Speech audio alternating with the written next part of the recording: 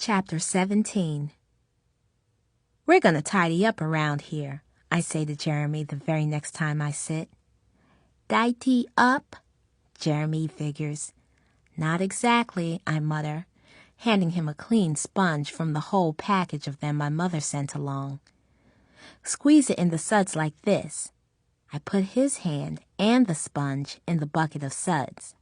Now scrub, I say, and push his hand onto the kitchen floor. Me, I go to the other corner where it's worst.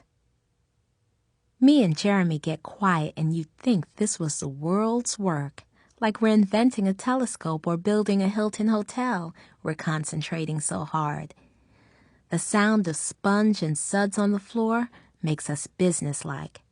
I show him the dipping and squeezing and he likes it. I change the water.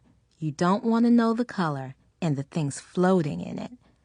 We use 6 buckets of hot suds, and there still are footprints on the floor, but you can see it's bluish now. Our hands are pruny, and the smell has cleaned out our sinuses, and Jeremy stayed with it to the end. I tell him he's a good boy. He says he knows it. Good boy, sure, he says. I want to dig down way far into his brain and find out some of his details. How does he know? What makes him so convinced? Sure, I say, still squatted on the floor, wiping under the stove edge. Sure, he says, and holds his hand out to give me 5. 5, he says. Little guy, he doesn't even know 3 and 4 yet. Chapter 18. And you're gonna learn how to make your bed, I tell Jeremy. He's standing on it. We'll pull the blanket up from here, I show him. He squats and pulls and we make it mostly straight together, but there's a massive ridge of wrinkle underneath. We're gonna move that mountain, I tell him. Back goes the blanket. We smooth the under blanket and the sheet, then the top again. His hands are tough for pulling and lifting.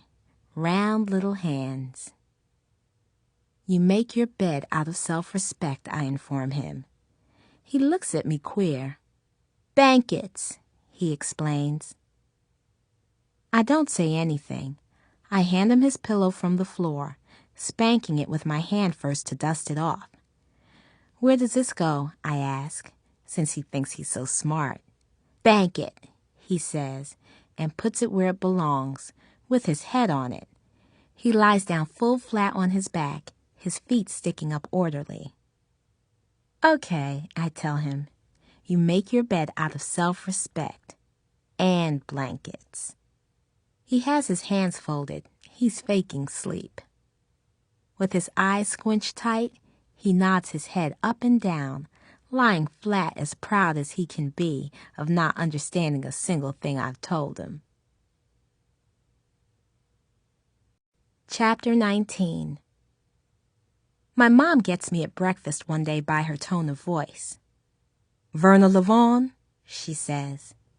Even just when she says my whole name, you can hear her looking through me like a window to those aunts that raised her.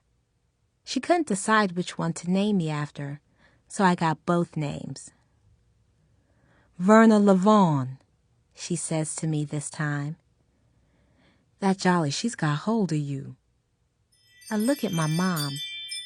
You being around her all the time, that's not a good example. You know what I mean, Verna Levon? There's other jobs. You could look. Now, in my mind, it's like trying to find the right socks in a drawer. You should always finish what you start. You should help the ones that need you. You should earn money and save it for college. You should cherish your priorities, like they say. I'm hunting up there in my mind for the right thing, and what comes up is this. Jolly's TV set has got no vertical hold, and one night we turned the sound off and did our own. Everything was rolling up the TV screen, and we said their words for them in different voices. Jolly was the man with the weather map, and she reported with a bass voice. The whole world is rolling up into the sky with high winds from the northeast and there was increased speeds of everything disappeared into space. And I got on sports and reported. Everybody hit home runs today. All the balls went up, none came down. And be sure you buy this brand new car, no money down, don't pay nothing till... And Jolly, she finished it for me. Don't pay nothing till you want to. We'll just keep adding a gazillion% interest. Oh, there goes the new car. Oh, there goes my toupee. Up into the sky. And we laughed like fools. Jeremy and Jilly didn't wake up. Little spinning sponges flew out of the sofa, and the whole world was helpless, rolling up colorful into the sky, out of control, like tossing silk, like steady flame, like a joke. This is definitely not what I tell my mom. You maybe got a point there, I tell her, to make her ease up on me. I'll be careful. That's my girl, my mom says. You got college to go to. I know. That's why I sit the kids, I say, and eat my eggs with pepper. That was so funny that night we did the TV voices.